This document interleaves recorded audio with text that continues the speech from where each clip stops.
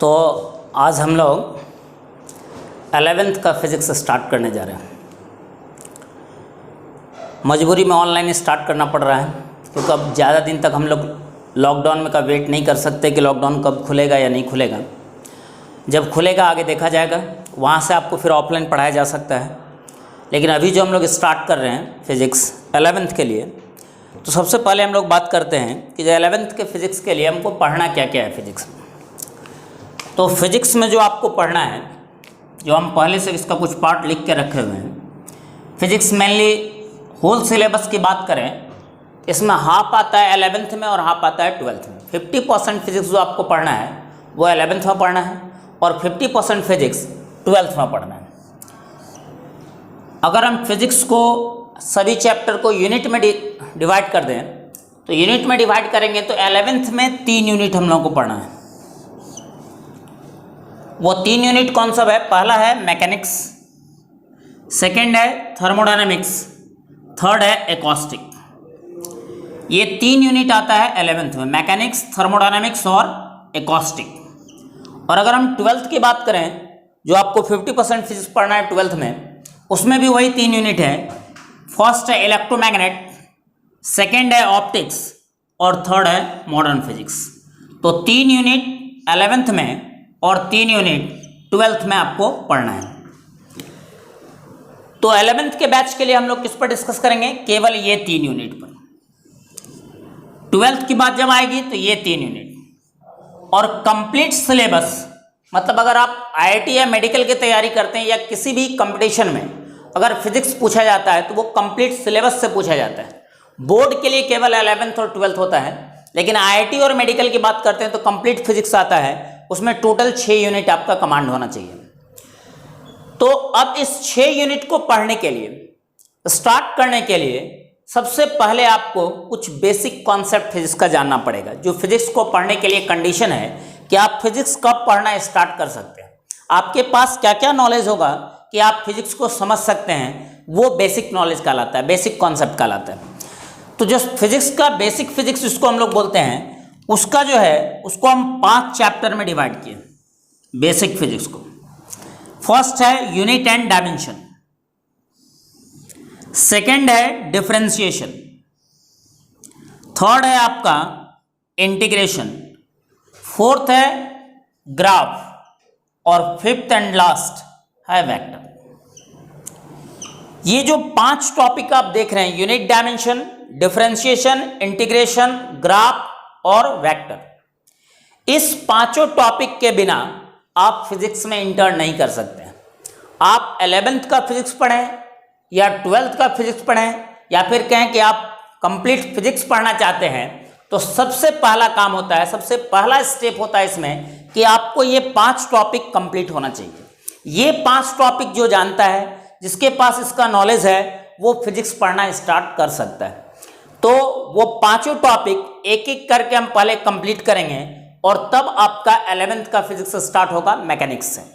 इसमें से आप देखेंगे तो यूनिट और डायमेंशन, ये तो एक्चुअल में फिजिक्स का ही चैप्टर है, लेकिन डिफरेंशिएशन, इंटीग्रेशन, ग्राफ और वेक्टर ये मैथ्स का टॉपिक है, लेकिन इसका एप्लीकेशन बहुत ज़्यादा आता है फिजिक्स में। इसके बिना आप फिजिक्स के क्वेश्चन को सॉल्व नहीं कर सकते हैं। ये मेनली न्यूमेरिकल्स बनाने के लिए ये जो 4 टॉपिक है, डिफरेंशिएशन, इंटीग्रेशन, ग्राफ और वेक्टर, ये जब आप फिजिक्स का न्यूमेरिकल्स बनाते हैं तो उसके लिए आपको कैलकुलेशन करना पड़ता है और वो कैलकुलेशन का आइडिया देता है ये 4 टॉपिक, डिफरेंशिएशन, इंटीग्रेशन, ग्राफ और वेक्टर। तो ये कैलकुलेट करने के लिए है, न्यूमेरिकल्स बनाने के लिए है। जैसे ही आप फिजिक्स में इंटर करेंगे तो आपको थ्योरी पढ़ने के बाद न्यूमेरिकल्स बनाना होगा और उस न्यूमेरिकल्स को बनाने के लिए बेसिक मैथमेटिक्स या ऐसा कहें बेसिक फिजिक्स आपको जानकारी होना चाहिए। तो हम लोग जो स्टार्ट करेंगे 11th का फिजिक्स, उसमें मैकेनिक्स से स्टार्ट ना करके पहले ये बेसिक फिजिक्स से स्टार्ट करेंगे और ये बेसिक फिजिक्स पढ़ने के बाद हम लोग इंटर करेंगे मैकेनिक्स में, फिर उसके बाद थर्मोडायनेमिक्स, उसके बाद एकॉस्टिक। एकॉस्टिक मीन्स साउंड, जिसमें हम लोग पढ़ते हैं, कुछ बच्चे नाम नहीं जानते होंगे एकॉस्टिक, तो साउंड का जो स्टडी किया जाता है वो एकॉस्टिक कहलाता है। जैसे लाइट का स्टडी आप करते हैं तो ऑप्टिक्स कहलाता है, उसी तरह से साउंड के लिए हम लोग बोलते हैं एकॉस्टिक। तो ये 6 यूनिट टोटल पढ़ना है 11th में, केवल ये 3 यूनिट। और उसके पहले इस तीनों यूनिट स्टार्ट करने से पहले आपको ये बेसिक पॉइंट पढ़ना है। तो हम लोग जो आज स्टार्ट करने जा रहे हैं टॉपिक, जो फर्स्ट टॉपिक है बेसिक का, ये 5 बेसिक टॉपिक पढ़ना आपको। इसमें से पहला आता है यूनिट एंड डायमेंशन। तो यूनिट एंड डायमेंशन से स्टार्ट करेंगे और ये 5 टॉपिक को कंप्लीट करेंगे, उसके बाद आपका 11th का फिजिक्स स्टार्ट हो जाएगा। तो स्टार्ट करते हैं हम लोग यूनिट एंड डायमेंशन।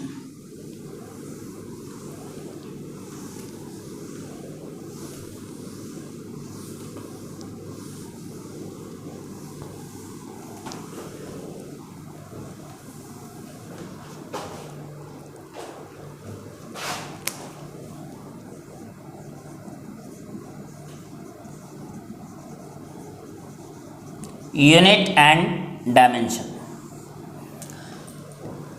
सबसे पहले स्टार्ट होता है, जो सबसे फर्स्ट टॉपिक है इसमें, physical quantity.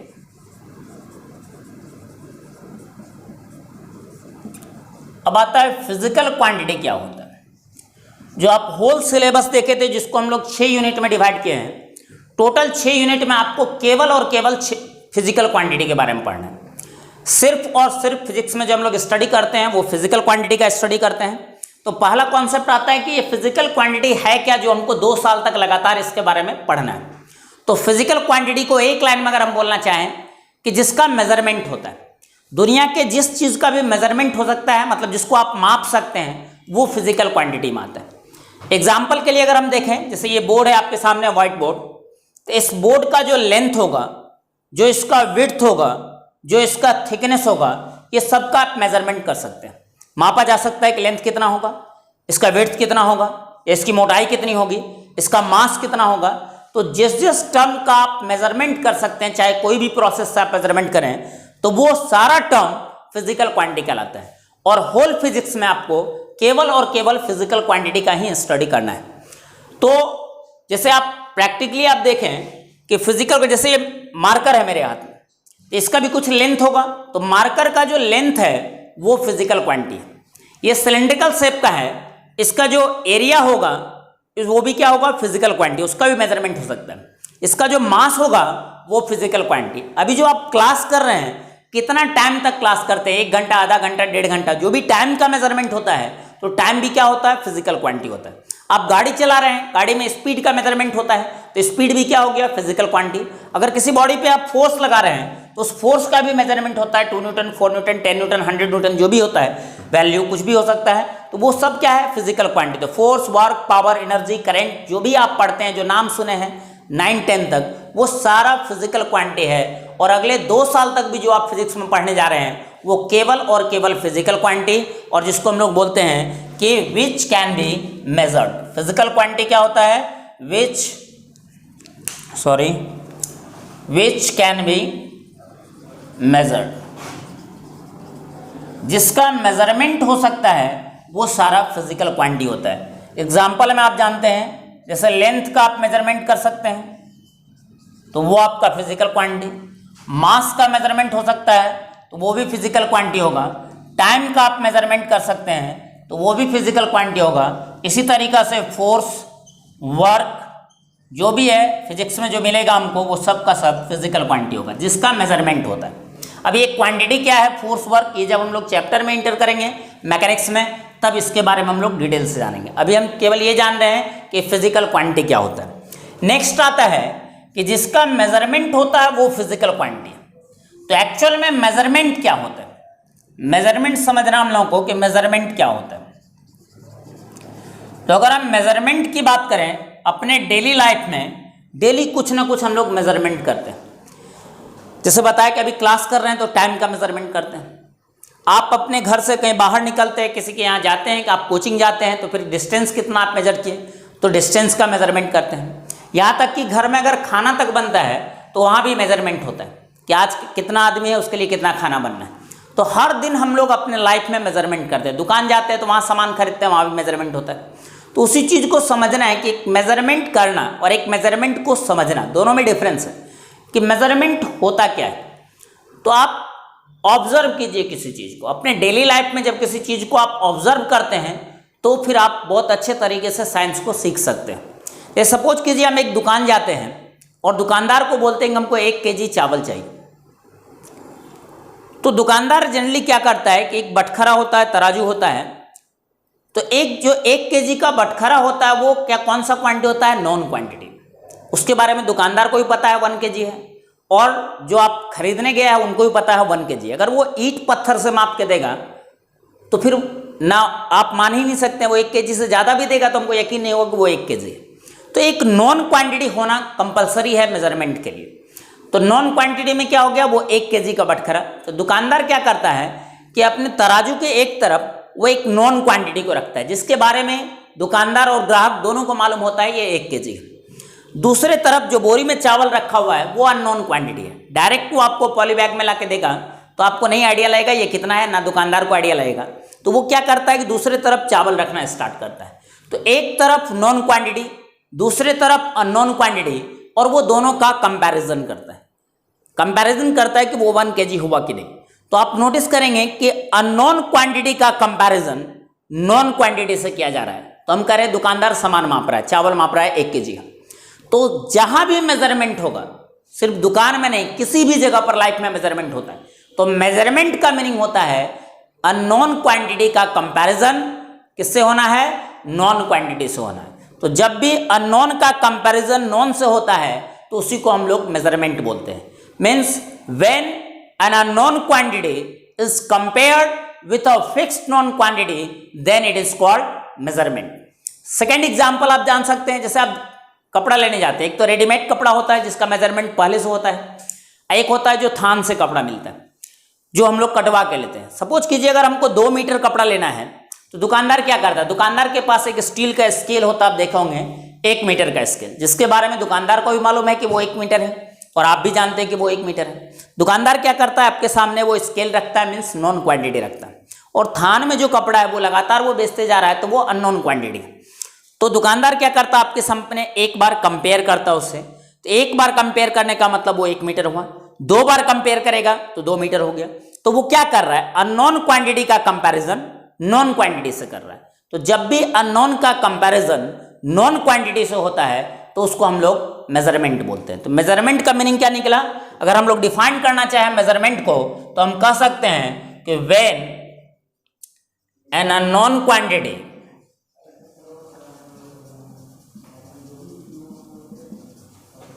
is compared with a fixed known quantity,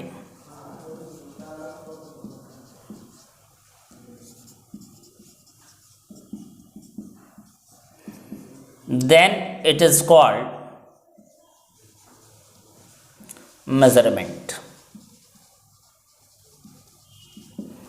means unknown quantity का कंपैरिजन किससे कंपेयर करेंगे? नॉन क्वांटिटी से, और यही फिनोमेना जो है यही कहलाता है मेजरमेंट। मेजरमेंट किसका होता है? तो फिजिकल क्वांटिटी का। जो मेजरमेंट होता है जिसका, उसको हम लोग क्या बोलते हैं? Physical quantity. अब आता है कोई भी फिजिकल क्वांटिटी का जो मेजरमेंट होता है वो मेनली 2 पार्ट में होता है। और फिजिकल क्वांटिटी आप कह सकते हैं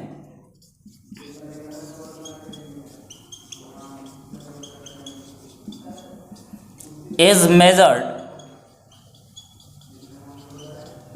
into 2 parts। जो भी फिजिकल क्वांटिटी है उसका मेजरमेंट कितने पार्ट में होगा? 2 पार्ट में होगा। कैसे? तो आप अपने प्रैक्टिकल लाइफ में भी देखे हुए, एक पार्ट होता है नंबर जिसको n से डिनोट करते हैं, और सेकेंड पार्ट होता है यूनिट जिसको u से लिखते हैं। कोई भी फिजिकल क्वांटिटी जो है उसका मेजरमेंट 2 पार्ट्स में होगा, और ये फिजिकल क्वांटिटी है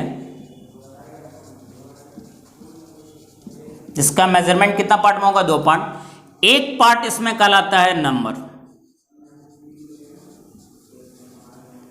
और सेकेंड पार्ट जो है इसका वो कहलाता है यूनिट।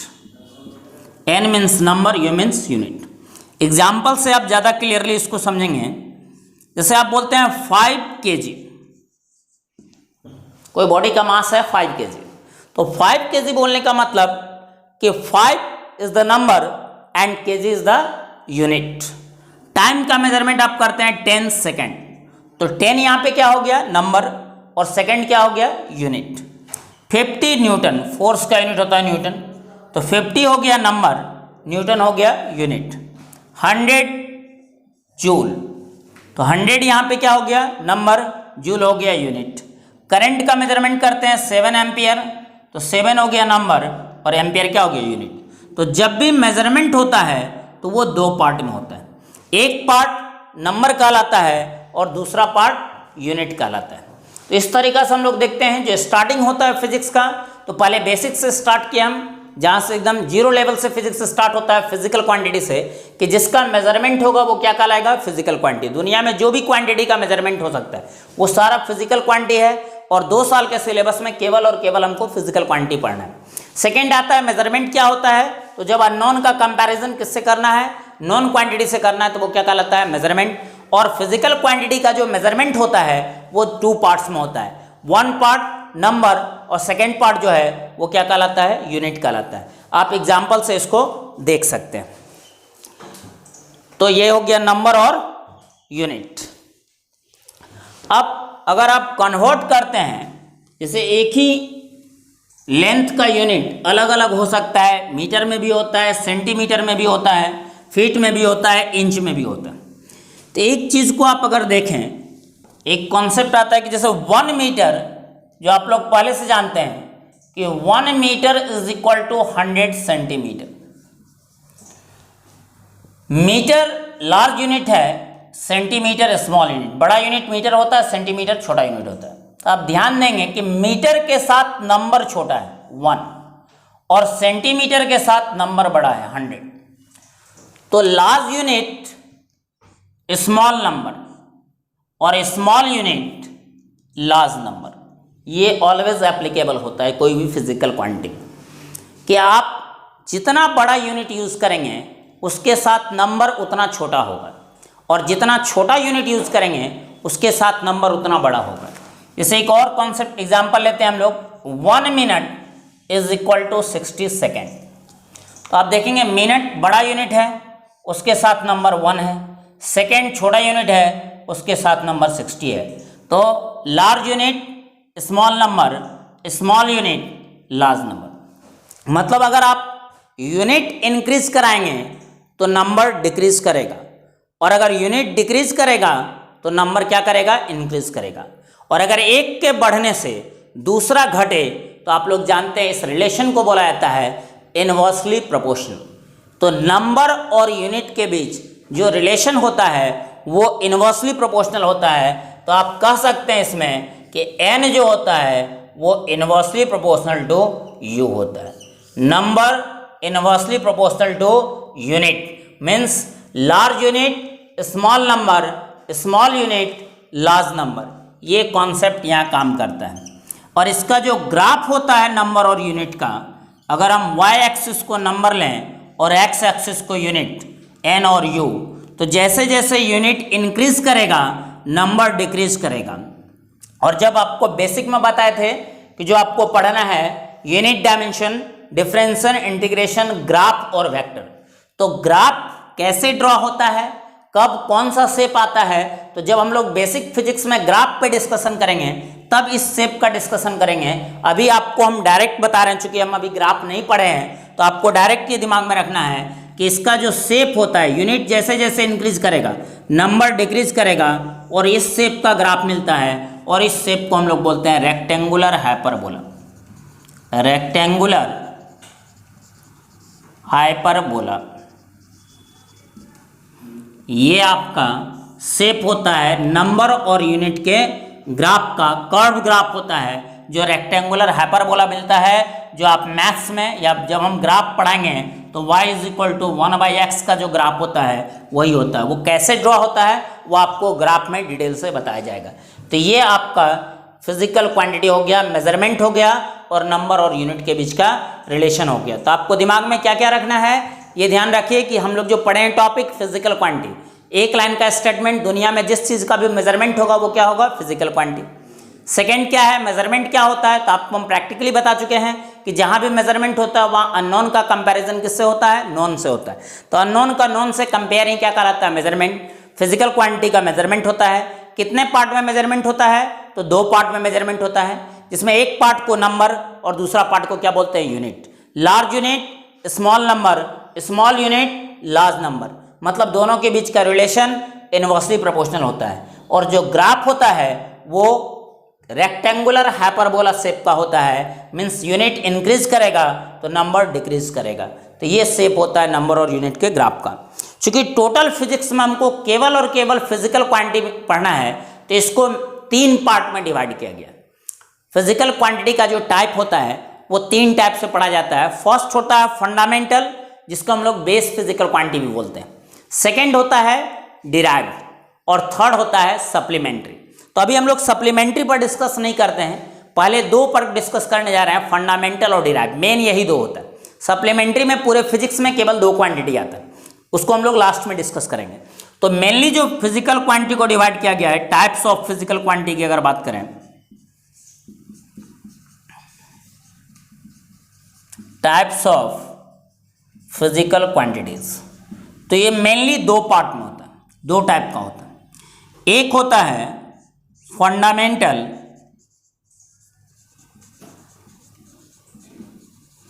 और base physical quantity,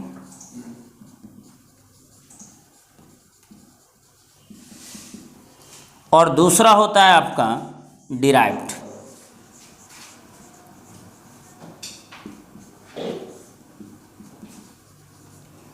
physical quantity.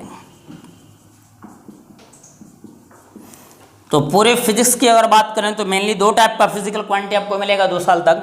First fundamental, जिसका दूसरा नाम क्या होता है बेस फिजिकल क्वांटिटी। दूसरा होता है डिराइव्ड, डिराइव्ड को ही हम लोग बोलते हैं, डिराइव्ड का दूसरा कोई नाम नहीं होता है, derived physical quantity. First fundamental और सेकेंड डिराइव्ड। अब फिजिकल क्वांटिटी फंडामेंटल या डिराइव्ड क्या होता है, उससे पहले हमको पढ़ना पड़ेगा कि फंडामेंटल और डिराइव्ड का मीनिंग क्या होता है, क्योंकि 2 साल तक हमको इसी पर डिस्कस करना है, फिजिकल क्वांटिटी पर। तो ये क्लियर होना बहुत ज़रूरी है। जब तक आप क्वांटिटी समझेंगे नहीं कि वो फंडामेंटल है या डिराइव्ड, तो उस पर डिस्कशन नहीं किया जा सकता है। तो ये चीज़ को समझने के लिए आपको क्या करना पड़ेगा, जैसे आज अगर हम इसको समझाते हैं तो वीडियो लेक्चर हमारा काफ़ी लंबा बन जाएगा, तो इसलिए हम इसको यहीं पर हम स्टॉप करने जा रहे हैं कि आप यहाँ तक कंप्लीट कर लीजिए, और नेक्स्ट वीडियो में हम आपको बताएंगे कि फंडामेंटल और डिराइव्ड क्या होता है। ये दोनों को डिस्कस करेंगे तो पूरे फिजिक्स का फिजिकल क्वांटिटी आपको समझ में आ जाएगा। तो मिलते हैं हम लोग नेक्स्ट वीडियो लेक्चर में।